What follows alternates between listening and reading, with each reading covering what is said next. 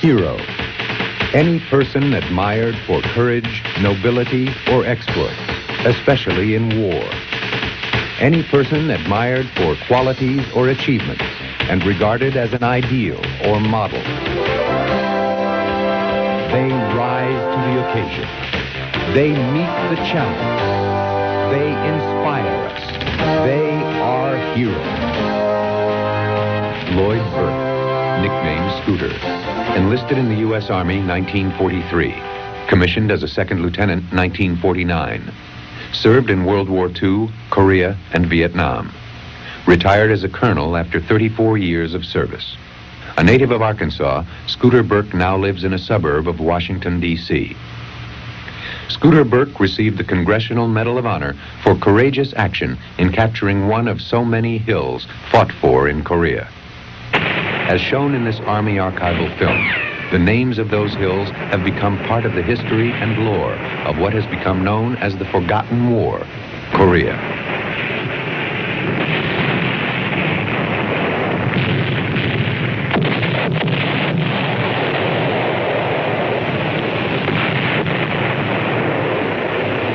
In 1968, Burke accompanied a congressional delegation on a trip back to Hill 200, the hill he fought for and won. And you know, it didn't change very much from the time 17 years earlier. And one of the congressmen was standing there in a group, and he said, you know, we ought to rename this hill the Scooter Burke's Ridge. They did that, but of course nothing ever came of it. But I guess the point in telling you that is that all of the sacrifices and all of the people that we lost were not lost in vain, because that territory, that small piece of terrain, is still in our hands, and it serves as a observation post, and that's the normal invasion route down to Seoul out of the north. And that makes you feel good. First Lieutenant Burke distinguished himself by conspicuous gallantry and outstanding courage above and beyond the call of duty in action against the enemy. 3 heroes of the Korea fighting receive a grateful nation's highest award from President Truman. The Medals of Honor go to Lieutenant Lloyd Burke of Arkansas, who single-handed wiped out 100 Reds while leading his outnumbered troops against enemy positions. That was the most exciting moment, I guess, in my life. I recall very specifically that we were standing in the Rose Garden, and when President Truman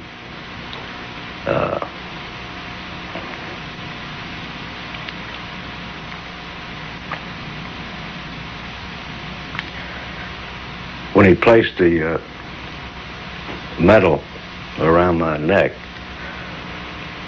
he said, I'd rather have this than be President of the United States. And that struck me as quite a statement coming from the President. And I often said that the medal sometimes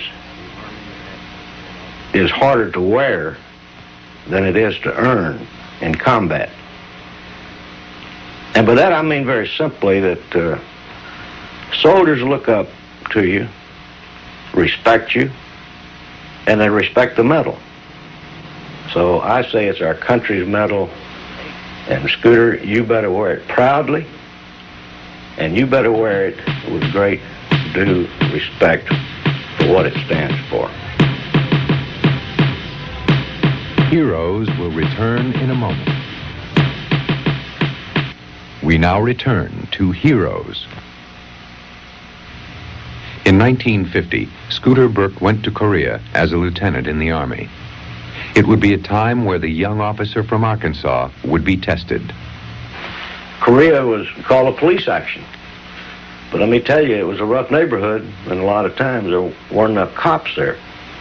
In the summer of 1950, Korea almost fell into communist hands. The 24th Infantry Division fought the North Koreans just to keep a foothold in Korea.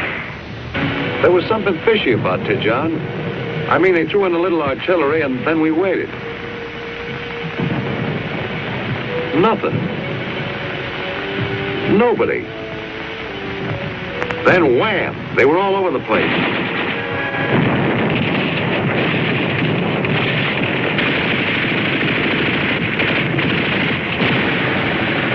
We found out we were surrounded. It was a case of move out fast or stay put for good. As it was, we were going to have to make a run down a corridor of fire a mile long, which we did.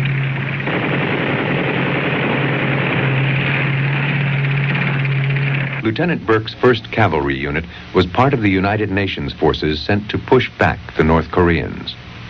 But it wasn't until General Douglas MacArthur landed the U.S. Marines behind communist lines, surprising them, that the Army and Marines were able to drive the North Koreans back above the 38th parallel, dividing North and South Korea. For Lieutenant Burke, leading his 1st Cavalry Unit north, his most valuable resource was his fighting soldier. I had a pretty good idea about soldiers, and I love them. I love them. It's amazing, the ingenuity, the bravery, the intuition. On October 17th, men of the 1st Cavalry Division worked their way into the outskirts of Pyongyang.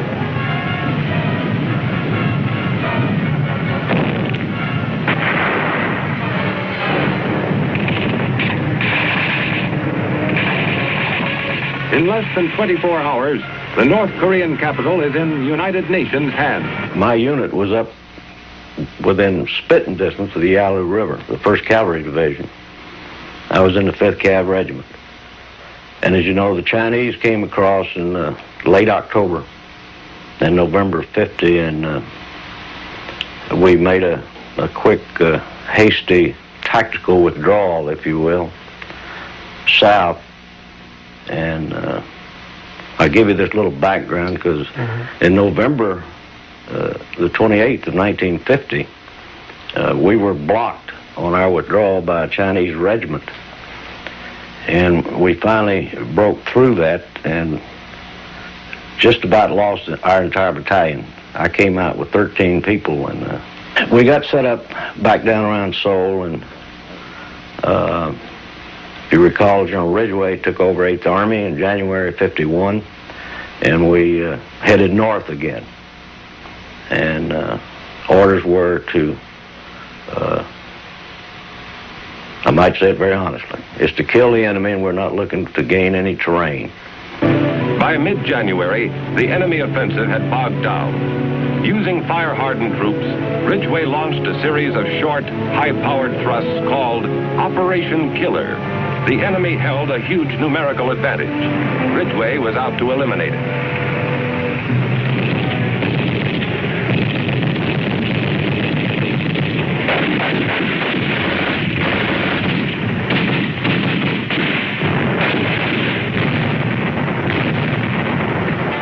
Although destruction of enemy forces remained its prime objective, Operation Killer had evolved into a ground-gaining operation. The way things were going, we couldn't stay outnumbered for long. The word was they were losing 10 men to our 1. All available UN forces were needed to slow the enemy's human wave tactics. We had a routine. Hold till the ammo ran out, then pull back and call for an airstrike.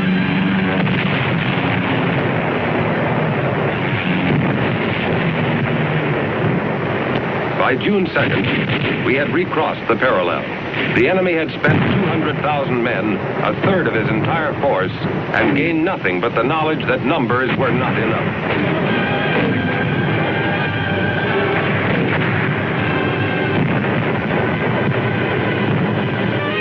Within a month, truce feelers materialized into the first meetings at the red-held city of Kaesong. World peace hopes soared. With the opening of truce negotiations, the line became stabilized. With minor fluctuations, it would remain much the same until the ceasefire. So in October of 1951, Our unit was to make a push up the left flank of the line to even the line with a parallel, 38th parallel. Well, our intelligence didn't tell us at the time, but it turned out our line of departure where we were going to jump off turned out to be the Chinese main line of resistance, which meant they were dug in and had been digging for all that year. In our unit, we take this one particular objective, and we jumped off I remember, the 3rd of October, 1951, and 25 days later, the 28th of October, we finally secured that hill. Intense enemy fire had pinned down leading elements of his company, committed to secure commanding ground, when First Lieutenant Burke left the command post to rally and urge the men to follow him toward 3 bunkers impeding the advance. And we were stalled on this hill, very honestly, because they were dug in trenches and network of trenches you just wouldn't believe. And I looked out at this objective, it was about a mile away, and our guys really tried so hard to take it. I said, well, I'm going to ask the tank commander to let me go up there. Because they were out of ammunition, they were out of food, they were out of water, they needed radio batteries. And I got up there, and it seemed like everything would just stop. So I looked around a little bit, and I saw these first group of Chinese in this bunker. They'd stick their head up, and we were within 50 feet of each other. So I grabbed a rifle and a rifle grenade. I stuck on the end of it and blew that bunker and run up and threw some grenades in it, jumped in, got some of them. Then, returning for an M1 rifle and adapter, he made a lone assault, wiping out the position and killing the crew. But what did startle me, I aimed my M1, and every time this guy would look up, where I'd see about this much of his head, I fired, and I finally got it zeroed in, and I thought I was missing him, until I jumped in the bunker, and there was 5 dead Chinese laying in the bunker. Startled in that it was so close, yes. Normally, a soldier can go through combat actions and maybe never get closer than 300 or 400 yards to the enemy. A lot of times people don't see the enemy close enough to fire and kill them. But that was real close. Closing on the center bunker, he lobbed grenades through the opening, and with his pistol, killed 3 of its occupants attempting to surround him. Ordering his men forward, he charged the 3rd emplacement, catching several grenades in midair and hurling them back at the enemy. But I had noticed this network of trenches as I got in this 2nd bunker, and I came back and got a machine gun, and with about 3 boxes of ammunition. And I circled around to the right flank of this position and placed my machine gun up on a Korean grave. As you know, in Korea, they bury their people sitting up on top of the hill, so there was a mound there. So I set my machine gun up there, and these guys were just thick as flies. And I went through 3 boxes of ammunition. That's 250 rounds to a box, so you're talking about 750 rounds. And as I say, that's what I think broke their back, and I got our guys rally a bit, and we ran them off the hill. Although wounded, he ordered more ammunition, reloading and destroying 2 mortar emplacements and a machine gun position with his accurate fire. Cradling the weapon in his arms, he then led his men forward, killing some 25 more of the retreating enemy and securing the objective. They had counterattacked that hill 3 or 4 times, and they had it zeroed in with mortar, artillery, and machine gun fire, and the hill wasn't bigger than a city block. There weren't many places to hide unless you got in the trenches. But to make a long story short, we came down off the hill after we had been relieved at 1 o'clock in the morning. First Lieutenant Burke's heroic action and daring exploits inspired his small force of 35 troops. But I've seen soldiers in combat set the example, and it's just instinctive. That's the soldiers' training. He knows what he's supposed to do, and he does it. And soldiers instinctively follow that type of leadership. You have to be out front. You can't lead from behind. And soldiers see what you're doing, and they just, I think, revert to their training and do what they have to do. We had lost practically a whole battalion that month in October. And it was just, as I look back, I've reflected on this many times, that damn it, we'd lost so many people that a guy'd get hit, two people would pick him up to drag him to the foxhole, they'd get hit. And I just thought that was enough of that. And I was very lucky. What I did, any soldier in my battalion would have done. It's just that I decided to do it, and I didn't think twice about it. And it turned out that it worked, and we got what was left of our battalion off that hill, and we didn't lose any more people. During the more than 12 hours of fighting on Hill 200, Lieutenant Burke was wounded twice, but he fought on and was later able to walk off the hill. 14 years later, as a lieutenant colonel, Burke saw duty in Vietnam, where he was seriously wounded in action against the Viet Cong. At a press conference, he compared the Vietnamese fighter to his Chinese and North Korean adversaries. I respected and admired the Chinese and North Korean soldier. They were good soldiers, but I think the VC have them beat. The VC we're fighting a different type of war, I think the people must understand, in Vietnam than we did in Korea. It's a extensive jungle guerrilla type war where this guy is very elusive. He's hard to find. He can live in the jungle days on end on a little bag of rice. He's fighting in his own territory, and he's fighting his kind of battle. I'd say he's a much more ruthless enemy. He's much more adept at the terrain he's fighting in. So by comparison, I'd say the VC are much better in that respect than the North Korean or the Chinese soldier during Korea. I'm not a hero. The heroes are all those guys that didn't come back. And I've never considered myself a hero. It's those without legs and can't see and are buried at Arlington Cemetery and cemeteries all over the world. Those are the heroes of our Army. Heroes will return in a moment to become instrumental in helping to create a lasting national memorial to the veterans of the Korean War. Scooter Burke has a closely knit family.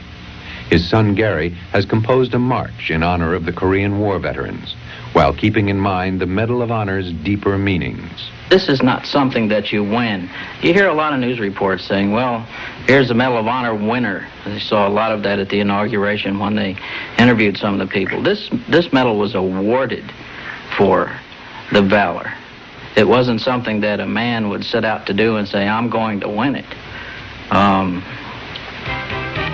That's one of the things I really thought about when I was writing the march, was what does this mean? And that's basically where the title came out, from scriptural reference to the men that served with David before he was anointed king. They were known as the mighty men of valor. And that's what it is. It's for mighty men of valor who went there to give their all. And praise God, he came back with it alive.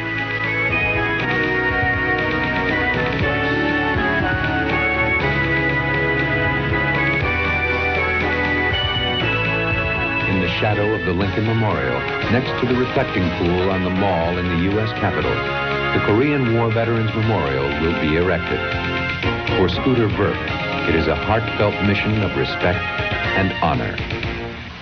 What I'm trying to do now is give back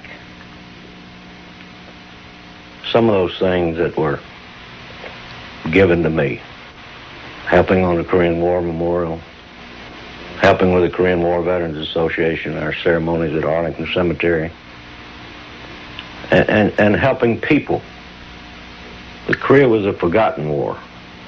and it's a tribute to the sacrifice of the American soldier. We lost more people, or just as many people, killed and wounded in Korea in 3 years than we did in Vietnam in 10 years. And we still have over 2,000 POWs and MIAs not accounted for in the Korean War. A young lady down in South Carolina, her dad was my battalion commander, got killed in Korea. And he was stationed in Japan when the Cavalry Division went over to Korea. And she never knew her daddy. She was a 3-month-old child. And it's people like that this memorial will mean a lot to show that our country really didn't forget those soldiers, airmen, Navy people that lost their lives in Korea. Hero, a person admired for courage, nobility, or exploits, especially in war. A person admired for qualities or achievements and regarded as an ideal or model. He rose to the occasion. He met the challenge. He inspired us. He is a hero. Thanks for watching. If you'd like to help us produce more compelling historical content like this, please like, comment below, and share this video with fellow history buffs. And of course, be sure to subscribe to help keep history happening.